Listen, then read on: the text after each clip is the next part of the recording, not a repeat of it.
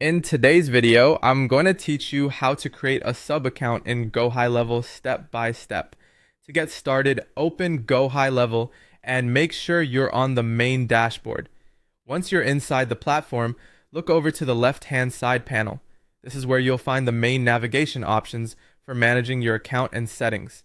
From that sidebar, click on Sub Accounts.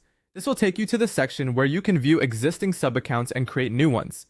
In the top right corner of the page, click on Create Sub-Account to begin the setup process. Next, you'll be asked to select a snapshot template.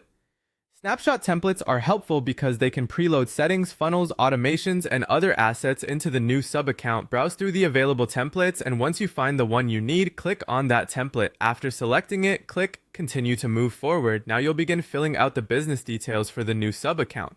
Start by adding the address in the search field. Once the correct address appears in the suggestions, click on it.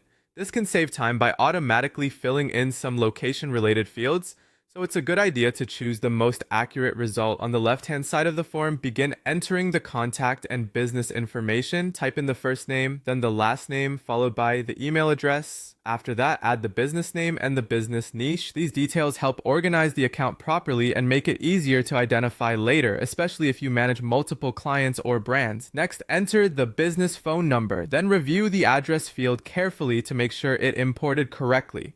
After that, add the city and state. Check that the country is correct, and then enter the zip code. Continue by adding the website and selecting the correct time zone.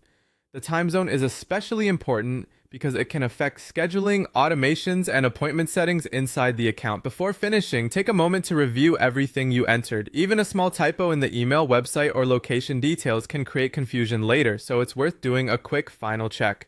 Once everything looks good, click Add Sub Account. That's it.